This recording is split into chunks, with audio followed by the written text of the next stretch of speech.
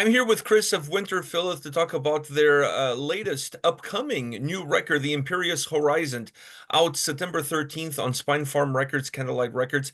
First of all, thank you very much for taking the time to chat with me today about the band and about this brand new album. Oh, thanks for having me. I appreciate it.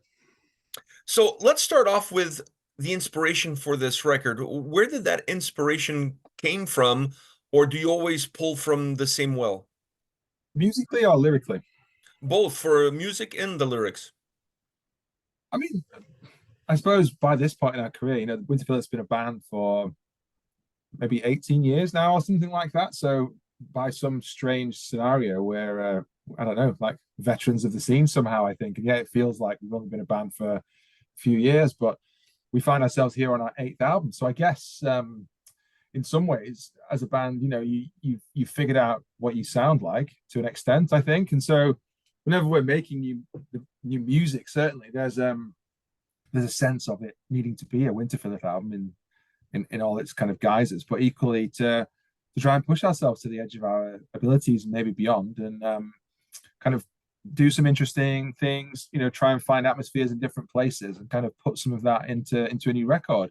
Since our last record, we had a new lead guitar player join the band, a guy called Russell, who also has another band, Necronautical, who are also on Candlelight. He's been kind of come more into the writing fold this time as well, so he's got some new ideas. Our long-term kind of collaborator, Mark Deeks, who plays the keyboards, has become much more of a kind of an original ideas guy now, rather than sort of helping us to adapt the ideas we already had. So like it's been an interesting experience this time musically, because I think there's like four guys in the band now writing the material, and four different sets of influences, and everyone around that has their own other bands as well. Like Mark has his art project, which is on Prophecy Records. They just did a new album, and so he's kind of exploring some of the kind of doom space and the kind of choir vocals type space with his music. Like Russell has Necronautical.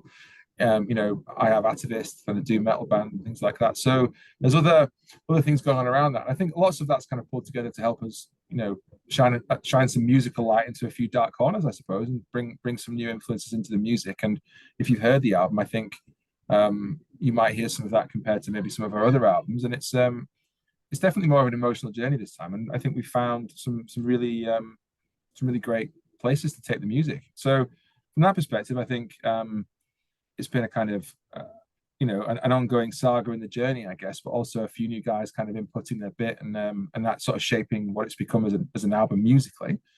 And then I suppose from the kind of conceptual lyrical side of it, the title, the Imperious Horizon, is a bit of a, I guess, a kind of like daunting one in a sense. It's almost a sort of reflection perhaps on the turbulent and I don't know, like worrying state of the world, I think, at least in my view. Imperious is a kind of as a word, it's sort of I guess like a arrogant or sneering kind of plotting sentiment. You've got like it's allied to the word imperial, I guess. It's this kind of like sitting above society, kind of looking down on you, scheming, plotting kind of an approach, I suppose. And the horizon is always this kind of metaphor for something's happening just kind of out of sight. There's this scheming kind of something going on behind the horizon, essentially. And it sort of speaks to this idea of there being, I don't know, some sinister things that play kind of behind the veil in the world on many fronts all the time. And I guess I try to capture some sense of that in the individual songs and the lyrics. So those two things combined, you get quite an interesting atmospheric album, hopefully, and some hopefully meaningful lyrics behind that as well. You just made me think of two things that I wanted to ask you. Now I'm trying to think which one should I ask you first. So let me go with this one first. Considering the lyrical theme of the record, if you want to call it that, but the lyrical context of the record, and the idea behind the sound for this album, which, by the way, I agree with you. I think you guys found a different way to create, or you found a different place where to pull atmosphere from on this record than any of the previous albums you guys have ever done. It's completely different on this album. But where does the album artwork tie into all of this? Well, I think, as I explained about the Imperious Horizon, there's some parts of the album artwork that it's just kind of part of the ongoing theme, I guess. So I've always had this idea of having quite a strong visual theme with the Winterfylleth albums. It's always the kind of quite sharp and stark and atmospheric image of nature that doesn't have any modern influence in it. So it's a landscape or a close up or whatever it might be of various evocative elements of nature. And I guess that there's a little bit of a kind of link to the sort of environmental side of our leanings there, perhaps. But also, I think it captures this idea of the sort of purity and spirituality you can find in nature a little bit. And so, and we've never done a sort of snow themed or kind of winter themed album cover, and I think that it felt like it was something to explore on this one. There's a bit more of a jagged edge to the music this time. There's a bit more of a kind of visceral nature to the lyrics and stuff like that. And so it ties in with the concept in the sense that if you've seen the cover, and I don't know if everyone will, I don't know if you can show it on screen somehow, but like there's a sort of snowy mountain range with a kind of cloud around the top of it. And I guess that was sort of to try and tie in with that idea, obviously it being a striking, amazing, beautiful image of nature, but also that kind of what's going on behind the cloud just over the horizon, sort of it being a little bit of a visual cue towards that, I guess, more sinister theme of the title. Yeah, the album artwork I thought was stunning. It's a great picture and it's absolutely beautiful. And it kind of lends itself to a little bit of the atmosphere that I discover on this record. So let's go with that now. And let me ask you this. I've always find your records to be incredibly atmospheric. But on this album, the atmosphere of the album came from different sound experiences than what I've seen in the past.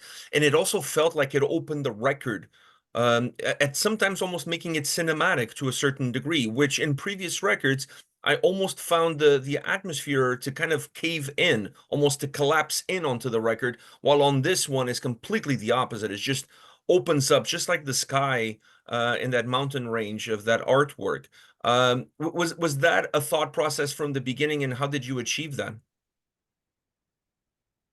In some ways, I guess. I mean, I think we're, as a band who are occupy this kind of atmospheric space within black metal. I mean, it's a strange thing to say because I think all black metal is atmospheric to an extent in just in different ways. But I think us being sort of described latterly as atmospheric black metal, I think what people mean by that is kind of well produced, sort of organic sounding black metal that's maybe seeking the mountain tops rather than the cemetery sort of thing, and it's much more outward looking rather than inward looking. And I think obviously you go in with the intention of kind of finding those emotions, and obviously that you're always seeking, or at least we are as a band, you're always seeking those emotional highs in the music and trying to find those kind of goosebump inducing moments, and those the ways that the kind of the vocals, the interlocking melodies of lead guitars, that kind of, I guess, like sonic palette you can draw, if that's not too strange an expression. You're searching for those things and trying to kind of evoke those moods in people. And I think obviously first and foremost we're trying to do it in amongst ourselves and kind of find some new areas to discover those things in. But then I guess when it comes to this one a little bit, you obviously want to bring your fans, your listeners, people who are interested in the band on that journey with you, and kind of give them I don't know, a reason to believe, and also just something to kind of accompany them on, I don't know, a walk, or as people go through their lives, and it to invoke a spirit of a place, or a sense of something more than just the music within people. And I guess you go into that with the purest of intentions and try and write great music, but then this time there's a little bit more keyboard influence on the album. So Mark's been in the band since 2014, since we made Divination of Antiquity, but he came in as a member originally. We sort of brought him in to help us with the sort of the choral vocal arrangements, with things like strings and with bits and pieces of sort of like synth parts on some of the songs. But it's grown over the years to him becoming much more of a kind of contributing writing member, and now he's been playing a lot more live with us over the last 2 or 3 years. So it's he's become a more of a kind of active feature in the writing of the music. And I think with that in mind, we had a bit more of a biting edge on the guitars this time, a bit more of a kind of visceral nature of the music, but also we introduced a lot more keyboards in it. And I think that's in a quite atmospheric way. So it's not a symphonic Winterfylleth album, if that makes sense. It's like Winterfylleth with keyboards rather than keyboards with Winterfylleth. Yes. And so some of those things can sound. I was speaking to this guy here from Rock Tribune magazine, and he was saying, some of those keyboard bands can sound like the music's very plastic, like it just is not real. It's this like wall of tons of like keyboard notes, and it sort of swamps everything because it just dominates the sonic spectrum. And so there's a real fine balance you can sort of find in there. And I think we tried to do that with this, to balance where the keys sit, and so they're not all in the same range as the guitars and the vocals and the cymbals and everything else that's kind of fighting for attention, and to try and find a place for everything. And so I think our care and attention, and probably too many mixes, too many masters that we went through on this album process, has led us to that place where I think everything sits really nicely in the mix, and there's a very open but still aggressive nature to it. And I don't know, something about that just conjures some atmospheres in some different ways, because there's a cohesiveness, but also a separation of the instruments to me, that you really hear the nuance and you can really dig through the layers and find some of those things. Yeah, it's a very texture and rich album. Actually, when I was listening to the album, I found myself saying to myself that you guys are one of those bands that every record that you guys release, I always say that this is the band's best record. But goddamn, this one, it is the band's best record. It's like, it's such a cliche, but it's true. You guys always find a way to not stray completely off of the path that you've been on, but still find ways of trailing a new path at the exact same time. I'm not quite sure how you're able to do it, but you're doing it, and I really appreciate that as a listener. And then the other thing that always amazes me is, how do you make a record that has 11 songs, that's 75 minutes in length, at a time period where people don't have more than 2 minutes of attention span, and make it feel like it was only 30 minutes? I swear to God, this album goes by in a blink of an eye. Yeah, I don't know, to be honest. It's something that just kind of is a byproduct of how we write songs, and I'm quite happy with that sometimes, because I do agree with you. Some of the songs kind of make the time melt, don't they? And they very much kind of draw you in, and you don't feel like 10 minutes has passed when you listen to a song. It's a strange one when you're making music, because obviously old man shouts at cloud or whatever, but like there's this vein within me of like that we're still of that kind of old school of like making records and them having a visual concept to them, and you being able to open them and sit with it and kind of go through a flow of the album. And we've thought about where the songs sit on the album, so it's not just like a relentless blast beats, and there's slower songs, there's a breather, there's a kind of shorter track and acoustic tracks and intros and things. So it is more of a landscape and a journey, and it's something that is meant to try and draw you in. And Russell, my bandmate, he's a little bit younger than us, but he came up with something that just sort of resonated with me. And he's like, we make we make albums, not content. And I know the world has sort of shifted in that way, and like people having these kind of, whatever's popular is like 30 seconds on a clip on TikTok or Reels or whatever it might be. And I know that the world has to change and artists have had to adapt to that, but part of me sort of dislikes the idea of having to try and become some kind of comedy personality in order to make music known. And I just very much like the idea of just trying to do this sort of pure thing of making music that means something to you first and foremost, and then is a journey, is an emotional landscape for people to kind of get into, and it not just being some kind of clip that you're trying to get onto the latest trend. Because it, as much as that propels people to enormous status, I think they almost decline as fast as they've ascended, if you like. And I think our band is getting towards being 20 years old, and we've just wanted to try and grow organically with that, and to sort of see where that takes us, and to push ourselves to make the best records we can at each moment in time that we're making one. And so it very much is in my head and our heads, I think, to still make pieces of art as opposed to just a bit of a jingle for content. I know a lot of people in the music business, journalists, editors, all sorts of people. And every time I've seen you guys live. I actually saw you guys at Inferno. And anytime I talk to people who are fans of the band and who've just seen you guys live, either at a one-off show or at a tour, I've never met a person that has had anything negative to say about the band and the quality of the sound of the band. But considering that not everybody is willing to commit, do you feel like sometimes you're not fully appreciated as an artist, considering the music that you're creating? I think that's inevitable, and particularly when you're from a kind of, you're quite far down the family tree of subgenres of metal by the time you get to where we are. There's quite a big leap between, say, the first Black Sabbath album and the the tree branch down the family tree of where we and others are sat. So I think you have to, I suppose you have to accept when you make this kind of music that there's a vein of people who really gravitate towards this, and I think that it's one of the more exciting ends of metal for me, because there's lots of bands pushing into lots of different directions, and it's definitely at points been at the very cutting edge of where metal music is and should be. But equally, you're trying to connect with people who are also into like stuff further up the tree and who are into more mainstream things, and it never connects with. So yeah, I mean, I guess this is that whole thing about like, what are you trying to achieve from doing it? Like, I'm sure every band would like to be as big as they can be, but some of that comes with sacrifices of not making the music that you want to make, or like trying to make something that you think is popular or that will connect with a certain demographic, and that just doesn't sit very well with old school guys who've been making music for a long time. So in some ways, we're probably our own worst enemies by making 75-minute albums of blast beat driven melodic black metal in a sense, but you can only write what comes out, that's what, if that's what's in your heart, then that's what's going to come out. I certainly can't make 3.5 minute gent songs or something, or That would be super interesting. I would die to hear one of those. heck death or something. I don't know. It's just not within me. So I guess I have to accept that I'm maybe never going to headline an arena. So it's It's the price that you have to pay for your creativity, and I think that's a price that I'm sure you're willing to pay. Having said that, there is a song on the, I mean, there's a couple of songs I want to talk to you about, but I want to touch on the Emperor's cover that you guys did on this record. You guys played some shows with Emperor.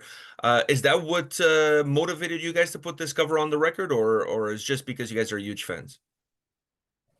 I mean, it wasn't a motivation. It was nice that we got to play some shows with them. I'm obviously they're an enormously classic band, and particularly the first 2 or 3 albums of theirs, Nightside Eclipse, and some of the songs in there particularly were like resonated with us, and obviously Anthems to the Welkin at Dusk is an amazing album as well. And I guess coming up, that was a really big influence for lots of members of the band. And obviously we're on the same label as them. They're on Candlelight. They have been for a long time, and we had the opportunity to play with them. But no, I think we've had this sort of history, as you may know if you followed the band, of sort of doing on the like deluxe versions of our albums, like a few original songs and sort of bonus stuff, but then maybe a cover version of some band that was an influence or that we like. And so we did an Ulver cover on our 2016 album, for example. We did a Enslaved cover on our last album, and then we decided we'd do an Emperor cover on this one. And I think the reason for Emperor was primarily because everyone loves them, but also there was a bit more of a keyboard focus, as I mentioned, on this album, with Mark kind of coming sort of fully in and there being keyboards on every song this time. Then we just thought, well, something a bit more keyboardy that's also within our kind of wheelhouse to play. It might be quite nice to do a sort of a pretty reverent version of it. So we opted to do a track called The Majesty of the Night Sky, which is kind of mid second half of the Nightside Eclipse album, if you're not familiar with it. But it was a track that hadn't been covered extensively. Like, everyone's done a cover of like I Am the Black Wizards, or like, Ye Entrance Imperium, or whatever else are the kind of like the sort of bigger songs that people have done. And that one just didn't seem to have been done that much, despite the fact that they play it quite regularly at the shows and played it at all the shows that we played with it. And so it gave us the opportunity to sort of do quite a faithful cover version of it, but then sort of put a little bit of Winterfylleth into it as well. So although it had lots of keyboard parts, we decided we'd do that kind of big choral vocal thing that we do on some tracks, and sort of sang some of the keyboard parts around the kind of quiet mid sections and things, and just tried to put a little bit of our own spin on it. So it was not just, A cover. A straight cover. And I think there's no harm in doing that thing, but also you want to introduce a little bit of yourselves into it. And so with the fact we're doing a lot of stuff with keyboards, they were a huge influence for a few of us. It just felt like a nice thing to do. And obviously being so connected to Emperor through the label and having played some shows now, we were able to send it to them and see what they thought of it. And, we got some really nice feedback from Vegard, and he was really happy we'd done a good version of it. Because I think when you're an artist and people cover your songs, and like, oh, God, I've done this cover of it, and then you hear some of it, you're like, wow, you're miles away from this, Obviously it's flattering, but equally, like, I've seen some people do cover versions of our songs. It's like, wow, you're not even in the right tune, find the right ballpark of where you're playing it, So I'm kind of glad we were able to do at least a faithful cover of it. And I thought it was really cool also because it kind of matched like you mentioned with the keys, it matched the vibe of the record. Like if you're listening to the album and you don't know that's a cover, you just think it's just another track on the record because it kind of fits in perfectly with the flow, with the vibe, with the mood that the album puts forward. I think that's important as well. So you don't have a song that, even though it's at the end of the record, it doesn't distort what the overall album experience has been. Yeah, I think so. You have to be sort of sensible about these things, and we're definitely kind of scholars of like following bands' careers and seeing the kind of the mistakes we think people have made, or like the quirks of people's like running orders and stuff. Like there are a lot of audiophile nerds in Winterfylleth, and I think we've all been fans of metal and all the various subgenres of it for forever. 30, 40 years probably in some cases, and it's like it's um it's something that gets consideration, I think, and there is intent behind what we're doing, and there is a kind of a thought process that's gone into the order and the way things are, and why the way things are the way they are, etc. So I don't know, I just have to accept that. We just lean into it and just like that it needs that consideration, and I hope the true audiophiles and nerds who kind of love the vinyl, who love the nuance of everything, like really get that and kind of can sort of get something from that as well as just the music. I have to ask you about another song, which is my favorite song on the record. I'm going to go on record to say that I think this is the greatest song you guys have ever written. In Silent Grace, what a track. My mind was literally blown listening to that song. Not just because you guys had a great feature on the track, and I'll let you talk a little bit about that, but the overall song, like the from the construction to the execution, I mean, is as close as to a masterpiece of a track as you'll find. I honestly feel like this is the best song you guys have ever written. It's just my jaw dropped. I had to pick it up from the ground. Can you tell me a little bit about the construction? Obviously, the feature on the track. Oh, thank you. I'm really glad that that's resonated for you. It was quite an important song for us as a band, and particularly Nick, who's our bass player, but is a great guitarist, probably the best guitarist in the band, strangely, but he plays bass live. But yeah, it was a real labor of love for us, and Nick particularly, and I think we were keen to sort of see it through and it become some kind of centerpiece on the album. And we've done tracks like that in the past before, like on our 2016 album, Dark Hereafter. There's a track called Green Cathedral that we played quite a lot, which is a sort of more slower building, evocative track that's become one of those kind of centerpiece tracks that you would maybe play at a much more atmospheric place than, say, just a sweaty club gig to 300 people or something. It's one of those ones that feels like it needs a kind of grander environment. And I guess we had sort of that kind of idea in our head for maybe another sort of centerpiece longer track that wasn't just a blast beat driven black metal track in a sense. And so we actually wrote the first couple of riffs for that song in the Reckoning Dawn writing session. But by the time we were kind of coming to finish that one, we already probably had, I don't know, like 13 or 14 tracks or something for the album. We decided we don't need to spend another X number of weeks writing this. We'll just leave it to one side. And also because it had a bit of a different feel, we weren't quite sure where it was going to go. So when it came back to this album, we were sort of thinking like, right, what's in the kind of bank of stuff we've already got that we can start with? Because coming into an album is a very daunting thing when it's just a blank sheet of paper that you've got. Right, let's just make great things happen. It's difficult to kind of conceive it initially. So it was quite nice to start with something that was already kind of half there. So Nick and I kind of thrashed that out for a while. And then as we were doing that, particularly for me when I'm making stuff, when you write stuff and you kind of hear it played back through your kind of home demoing setups and things like that, you can kind of hear other stuff that springs out to you. And so I think myself or Nick maybe started singing a kind of vocal melody, and we were just like, wow, this I can totally hear that, yeah. And so we demo that or whatever. Now actually, like I could do a fine version of that. Like I think I'm a pretty good like clean singer, but I've got quite a clean voice as well. So to my mind, it needs it needed a bit more of a gravel, a bit more gravitas to it to make it that kind of evocative song that it's become. And so, given he's a great friend of ours, we asked Alan Averill from Audial to kind of come and sing on that track. And so he came over after we finished tracking the album, and we did a couple of days in November last year after we finished tracking the album in October, and sort of worked on it with him. Really, we'd spoken to him in the past about doing stuff. Maybe he's sung with us on stage a few times and done a few bits and pieces. So we've toured over the years together. And so yeah, we could just hear him singing on it, and I think we didn't want it to just be a primordial song in the middle of the Winterfylleth album. So we've kind of blended his voice and mine, and there's this kind of harsh vocal mixed with the sort of melodic vocal sentiment in there. And I think it was brilliant because that kind of unique sort of semi-shouty, semi-sung nature of Alan's voice, but also his ability to hit those really kind of like high notes with some power and presence is something that really sets him apart as a singer. And he really helped on some of the lines in that song to just do that thing which we were talking about, seeking those emotional highs and those goosebumps inducing moments. And so he did that brilliantly. And so yeah, it became then this kind of centerpiece on the album with the blend between our two voices. But we also thought he did a really great job of the whole song. And so the bonus track on the deluxe version of the album, which I think you've been sent, Yeah. is an Alan only version of that. So without the double layers of vocals of him and I doing it together. And so in some ways it's not just like the same song again, because there's like so many different textures in it. The way that he approached certain sections, like some of them are kind of low vocal, some of them are very high vocal, and like the way in which he kind of approached doing the sort of tracking of that song was great. And it was such a kind of pure experience because he hadn't like rehearsed it to death at home or something. He just came in and said, right, I've got maybe like 4 or 5 ideas for this bit and the same for this bit, and just sang a go through it. We probably did like 15 takes or something, and then picked the best bits and like worked it all out. And it was just a really great experience. And I think that I don't know that the fact that it wasn't super planned and that he kind of went on instinct, and it just was like, what do I feel like this needs? And it definitely led to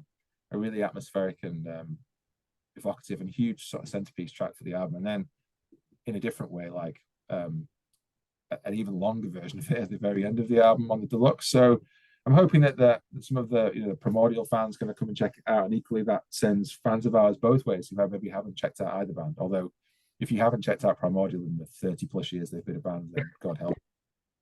Yeah, you've been living under a rock or in the Galapagos Islands, either one or the other, or maybe both. Maybe a rock in the Galapagos Islands. You never know. Chris, I just want to thank you very much for taking the time today to chat with me about the record. That song "In Silent Grace" is just like I said. You guys like, dude, you pulled all my heartstrings at the same time with that song. It was just, and it comes in the middle of the record, so it's such a pivotal moment for a track like that to really then set not only what the experience was up to that point, but then what the experience is going to be from that point forward.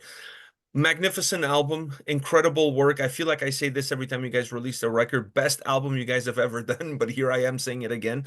So thank you very much for taking the time today. It was an absolute pleasure to talk to you. Thank you, and nice to speak to you again, and hopefully we'll do it again in the future. Cheers. We I will. Take appreciate care, it. man. All the best. You too. Bye. Bye.